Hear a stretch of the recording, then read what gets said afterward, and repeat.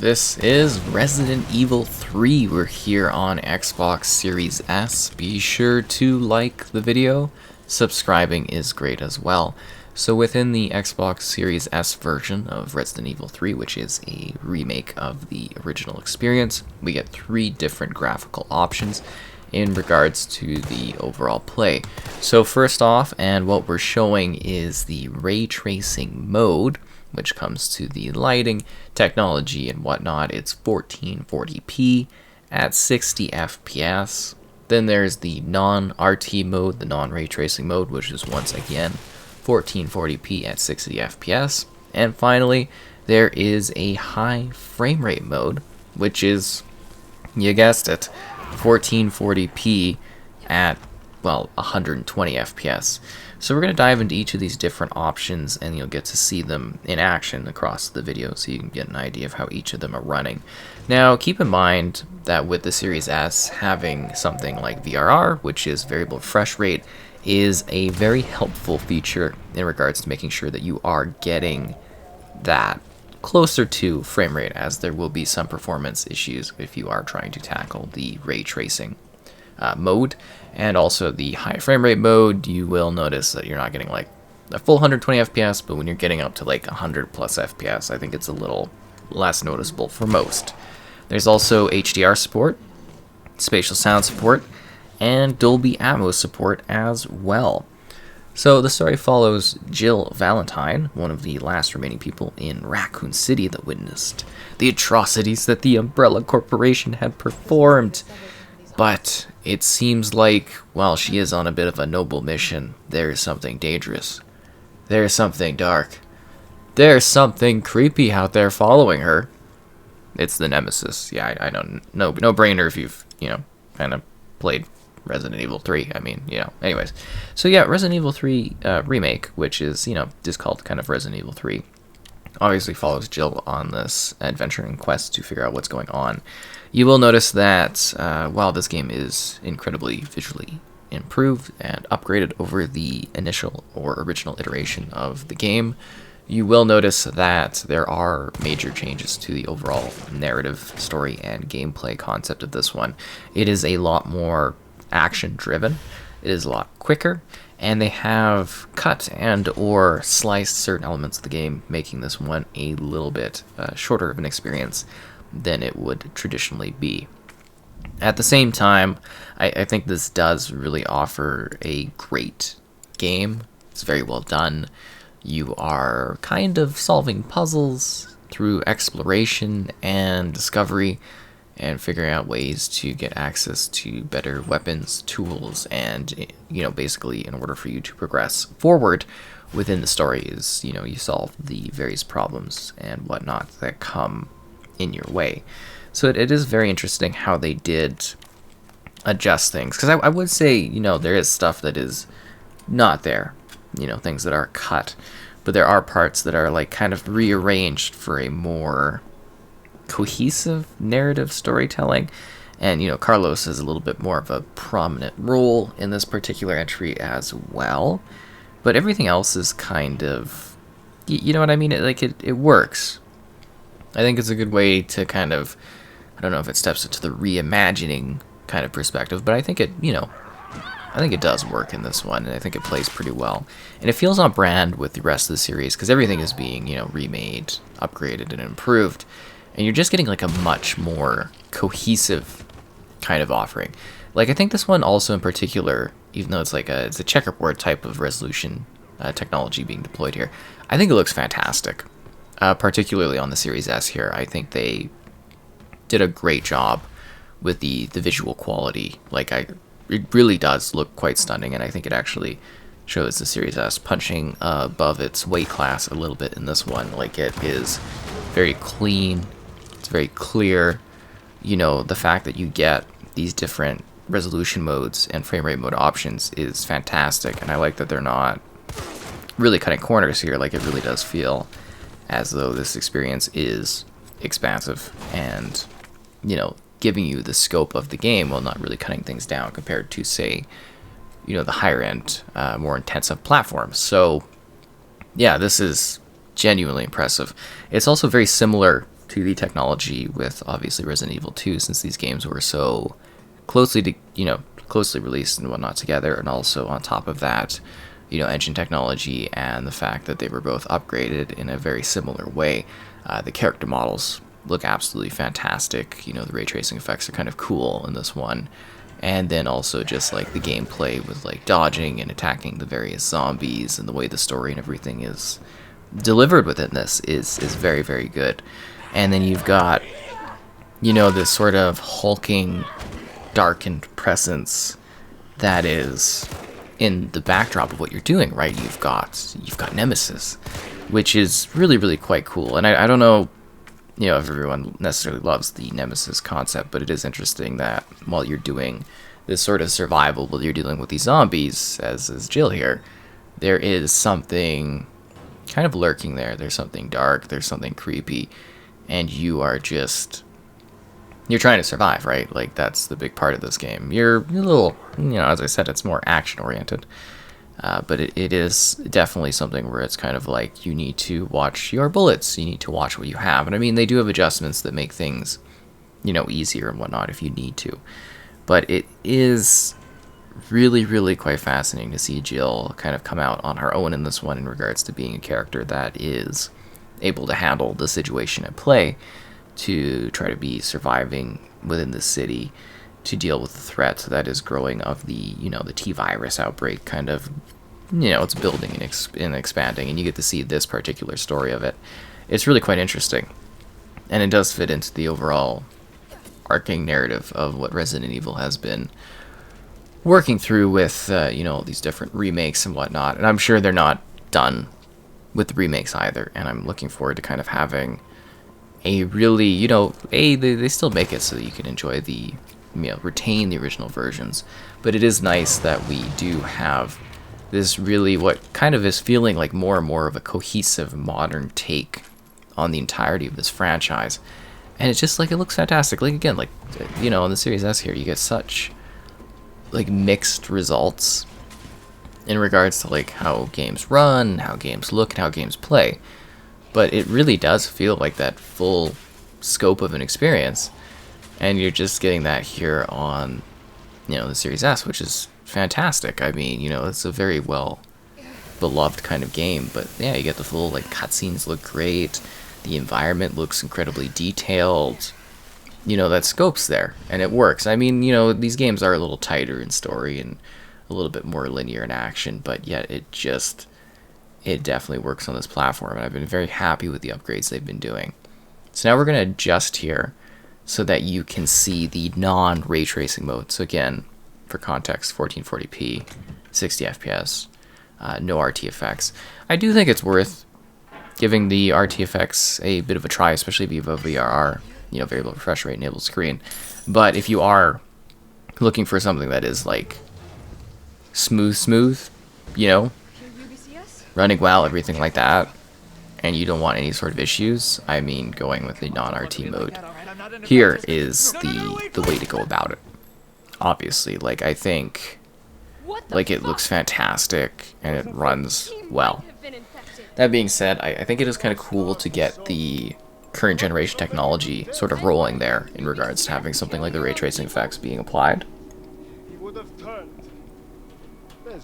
I mean, that's totally up to you and what you want to go for. And I think that's really cool that you get these choices. They're very easy to make. They're very easy to adjust within the game. And it is nice to have those options. It just depends on how realistic or stylistic you want the game to basically play. And that's fantastic that we are continuing to get these choices, especially when it's like, typically the Series S is left out of the conversation when it comes to the different performance mode options. So to get that here with Resident Evil 3 Remake is absolutely fantastic. I mean, they literally give you 3 options, like, you get those fancy current gen features, you get something that is good looking and performant with like basically locked performance levels, and then you get a super high frame rate. So you get like everything. You're not sacrificing stuff, because usually it's, you know, Series X gets all the fun toys, and then they cut, and they kind of get what you get with the Series S.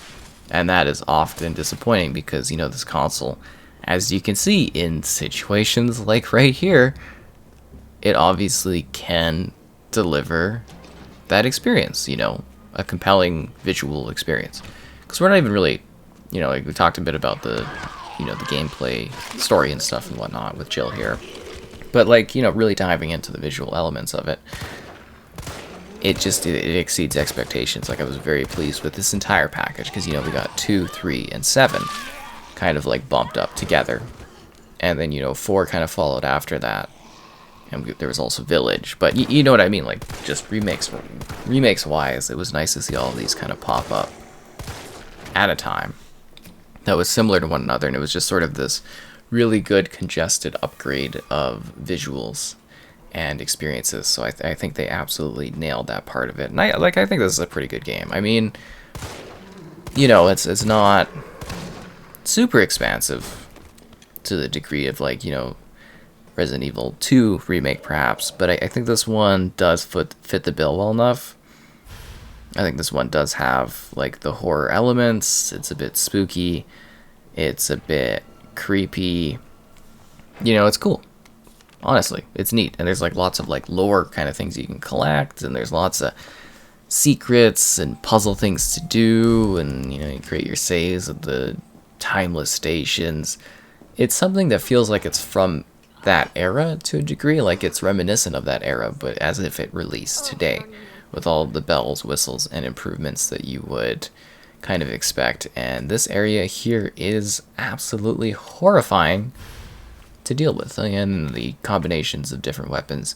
Because if you're not familiar, I guess we should run this down too. If you're not familiar with Resident Evil, you're able to, like, do light crafting things, such as, like, you know, crafting these medicinal sort of plant options in order to heal yourself, and then, you know, you're gathering tools, and you're gathering things such as, I don't know, let's say keys, for instance, and, you know, you're dealing with monsters and the mutations of the T-virus. It's very much like you kind of sit there being like, oh, it's a zombie game, and, you know, there's zombies, and, like, the earlier series entries are more zombies, right? Like, it is a classic zombie series.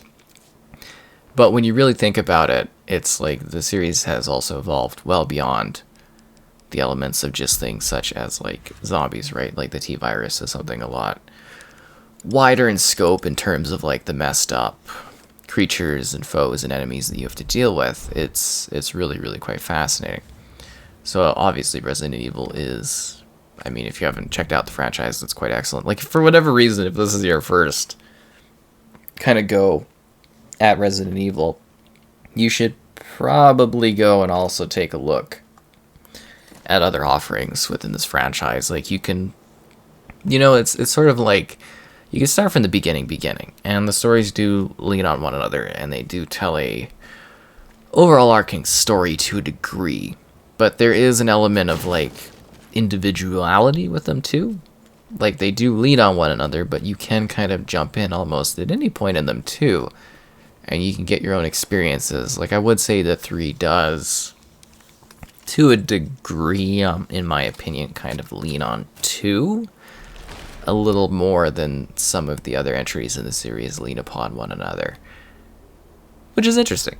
You know, it's really, again, it's kind of like, oh, this creepy thing. Like, this looks so good for, like, the Series S. Like, really, really just Capcom. Wow, props for, like, delivering this for the Series S. Seriously. Like, I've seen so many, like, just mixed results. I've got Parasite. Fantastic. Just what I've always wanted, a Parasite in me. But, you know, I've seen such mixed results with the Series S. And if you've seen my Resident Evil 2 remake video, or 7 as well, whenever that's available, you know, for the Series S, it's like, yeah, they really went above and beyond for this, like, particular package. It really is genuinely impressive. Like, I'm just having a really good, you know, kind of time sitting here talking and, you know, looking at this game, but, you know, just that, like, sense of detail scale, and everything like that just works so well here. I really don't know how they did it that perfectly. Like, it really, really is quite interesting. And, it is atmospheric, too, right? Like, you are, dealing with these tight angles. You're dealing with these creatures. This part's funny, too, because I'm, like, literally, there's, like, parasites. And I'm, like, dying. And then there's, like, these other spider things attacking me. And I'm, like, trying to solve this, like, power grid puzzle here. And it is it's a nightmare. It really is. There's a lot of terror and horror going on here as I'm trying to, like, get this done. You see these giant spiders just, like, going all over, and it's just like, ugh, leave me alone as I'm trying to, survive, try not to die. Just try to make it through this area without, those creatures being the end of me here. Okay, you could do it, Jill. Oh, nope, never mind. Another spider to kill, am I right? And then we've got the final element here. So this is the high frame rate mode. As you can see right here from the options, and you have to have ray tracing off, of course, in order to achieve this. Very easy selection options. You do it all from the menu, which is why I can't just like swap it from the fly or on the fly, which would be completely ideal, obviously. But yeah, you've got a actual high fluid option. See, the thing is, it's like, as I said, most games, they don't strive for this sort of thing, especially 120 FPS. It's not really something I associate with the Series S as high frame rate games. And especially a game where it's like single player, you wouldn't think that they would necessarily bother with the concept of doing something this high frame rate. So the fact that this does offer 120 FPS, or well, getting up there, is genuinely awesome, especially for Series S owners that are like sitting there being, I don't know if starved for high frame rate games is like the best way to put it, but you know what I mean. And keep in mind that YouTube doesn't support 120 FPS. I can't record at 120 FPS, but I can record, the experience and talk about it. And it's fluid. It feels good. Like shooter games in general feel better at high frame rates. They just do. They really, really do. And they do have to do certain adjustments to make sure that we're getting a frame rate that is that high. But like it is kind of worth it to have this sort of extra option. And it's really, really unneeded. Like, I don't think anyone out there would have been complaining or been disappointed if this game didn't have 120 FPS for the Series S. I don't think anyone would have even really quite noticed. So it is nice that Capcom did actually go kind of above and beyond for this particular offering, just to make sure that you did have that smoother frame rate mode option if you do have a TV that supports it, if you do have the interest in trying this mode out. But like I said, it's more like 100-ish FPS. But, VRR as well, it helps a little bit. But I mean, like, you're getting, like, that is a substantial bump up of frames, right? Like, you're getting, like, 40 FPS on top of the 60 FPS cap. And, sometimes maybe even a little bit higher. And I don't think there's any kind of real problems with that at all. Like, that is just awesome, extra beneficial power. Like, that actually just shows how much of an overhead they have going on for how smooth this engine runs and how smooth this game runs. It really is something to be applauded from a technology standpoint, and definitely is something impressive. Like, they absolutely nailed that aspect of the game. This whole package just comes together really nicely. So you get the 3 modes for graphical options. You get a well fine-tuned experience. You get a neat character perspective and persona with Jill here. I think this is a really neat story. And while it isn't, necessarily like the full scope like some of the other remakes are, like a lot of the other remakes, Resident Evil kind of go above and beyond in terms of like content expansion and whatnot. And this one does make cuts and it does make adjustments, and either you're going to appreciate that, or maybe you're like returning player being like, oh, well, where's this, where's that? And I get that. But I think overall, if you look at this package as like a really fun entry in the series, one that actually is a neat character perspective, does some neat stuff with the storytelling, offers a lot, you can have fun with this one. It's a good amount of gameplay. It's got a neat cat and mouse like chase kind of element to it. It's got a cool character perspective. It's got interesting puzzles. It's got interesting gameplay. It's got a really well developed sort of story. And, I think it's got some really impressive modes visually and technology wise for the Series S platform. So really great that this console was able to get something that does punch above its weight class and offers a well-rounded experience within Resident Evil 3 Remake.